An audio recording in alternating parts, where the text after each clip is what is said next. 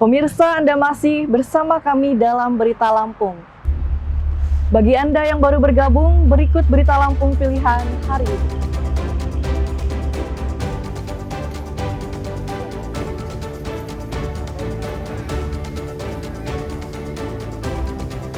Seorang sopir mobil rental dibunuh jadi korban perampokan di Lampung Selatan.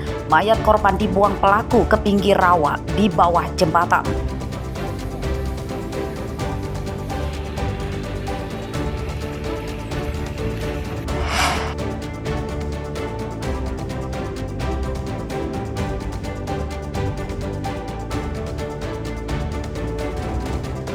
Kawanan pencuri motor menggasak 3 motor sehari di Bandar Lampung.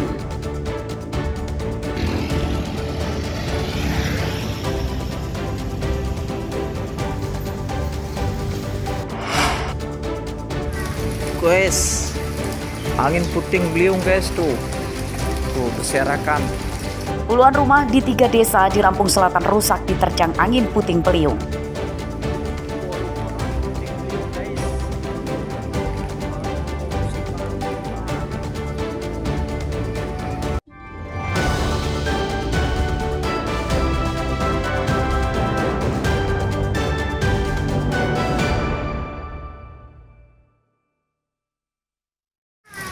Guys, angin puting beliung guys tuh berserakan. Hancur. Puluhan rumah di 3 desa di Kecamatan Ketapang, Lampung Selatan Minggu sore rusak akibat diterjang angin puting beliung. Angin kencang tersebut merusak atap rumah dan merobohkan beberapa pohon hingga menimpa rumah dan kandang ternak. Kena puting beliung guys, puting beliung. Angin kencang tersebut muncul saat hujan.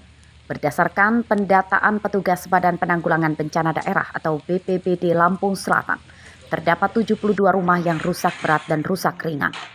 Di Desa Bangunrejo terdapat 3 rumah yang rusak. Desa Taman Sari terdapat 24 rumah dan kerusakan terbanyak di Desa Sumberdadi sebanyak 45 rumah. 72 rumah di Kecamatan Ketapang yang terdampak angin puting beliung, Desa Taman Sari, Bangunrejo dan Sumberdadi. Nah, kita sudah mengambil langkah-langkah. Begitu dapat informasi dari warga sekitar, BPBD langsung mengambil langkah terjun langsung untuk membantu masyarakat yang terdampak. Kita membantu mengevakuasi, melakukan pembersihan puing-puing, kemudian juga ada beberapa pohon yang tumbang menimpa rumah warga, kita juga lakukan untuk pembersihan. Selanjutnya pendataan secara valid agar betul-betul yang terdampak daripada bencana tersebut mendapatkan bantuan. Bencana angin puting beliung di 3 desa di Kecamatan Ketapang, Lampung Selatan tidak merenggut korban jiwa dan luka. Kerugian para korban ditaksir sebanyak ratusan juta rupiah. Bupati Lampung Selatan didesak membantu biaya perbaikan rumah para korban. Ari Susanto melaporkan dari Lampung Selatan.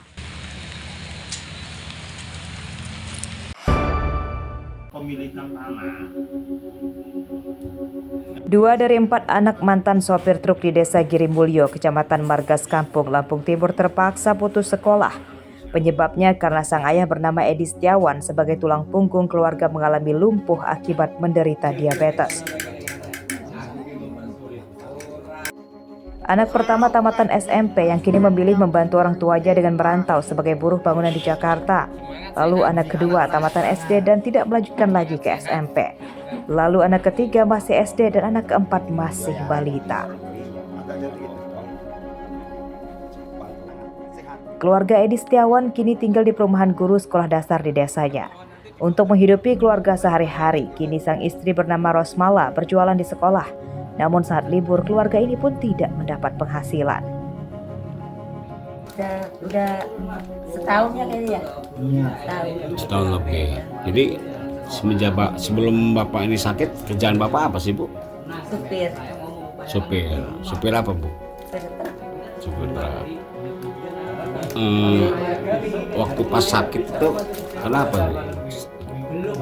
Pas sakit ya karena diabetes itu depan. Diabetes terus tahun-tahunnya ya ambruk berjalan. Lumpuh. Terus dari sejak sakit itu ada pernah mendapat bantuan belum Bu? Kalau dari masyarakat ini ya sudah sih Dari masyarakat sini, terus dari desa. Dari desa itu dari siapa Bu? desa. Pak Lurah. Pada Senin siang, keluarga Edi Setiawan menerima bantuan dari Kepala Desa dan polisi yang merayakan hari ulang tahun ke-79 Bayangkara. Kita juga sedang mengupayakan melakukan upaya pengajuan ke Dinas Sosial untuk kursi roda bagi Mas Edi. Mas Edi ini punya anak berapa Pak? Untuk saat ini memiliki 4 anak, yang satu itu sudah tidak sekolah, bahkan sudah kerja ya Bu ya. Kemudian yang adiknya ini mau masuk SMP. Yang satunya Pak? Kalau yang satunya itu lulus Kelas 5. masih kelas 5. Tapi yang anak yang pertama ini udah kerja Pak. Yang kedua lulus SD dan mau masuk SMP. Yang ketiga kelas 5 SD, yang keempat masih usia kurang lebih 1 tahun. Karena keterbatasan biaya, Edi Setiawan kini hanya dirawat di rumah oleh sang istri tercinta. Mereka berharap ada dermawan yang membantu menyekolahkan anak-anaknya supaya jadi bekal kelak mendapatkan pekerjaan yang lebih baik. Asif Saifullah melaporkan dari Lampung Timur.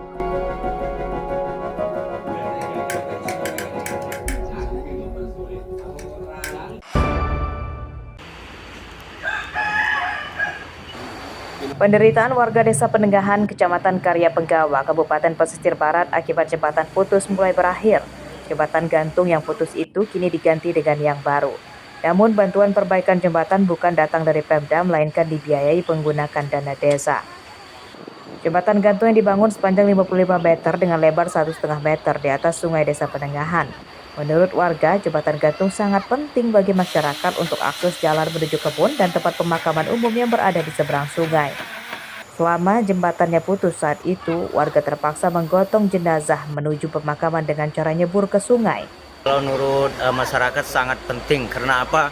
Ini jalan untuk aktivitas sehari-hari, terus lagi jalan ini untuk ngantar jenazah. Sangat penting. Sangat penting ya. Sebelumnya kondisinya seperti apa Pak? Kondisinya sebelumnya ya sangat mengkhawatirkan gitu.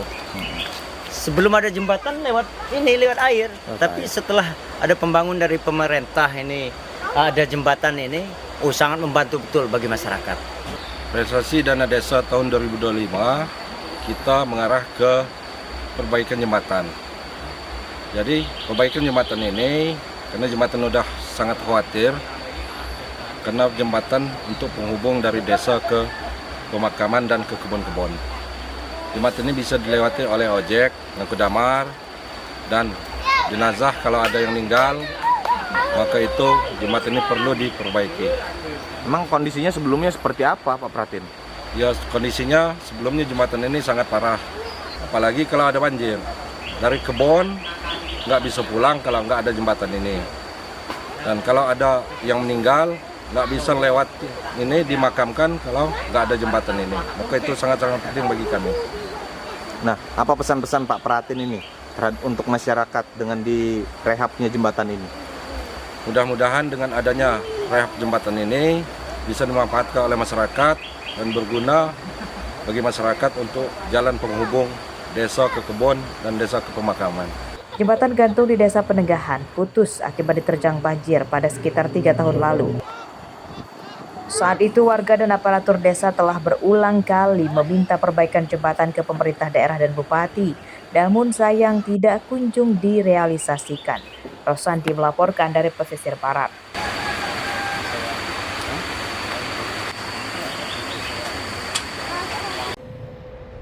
Pemirsa, informasi tadi menutup perjumpaan kita pada pagi hari ini. Saya, Ade Anissa, beserta tim redaksi yang bertugas berterima kasih. Selamat beraktivitas dan sampai jumpa.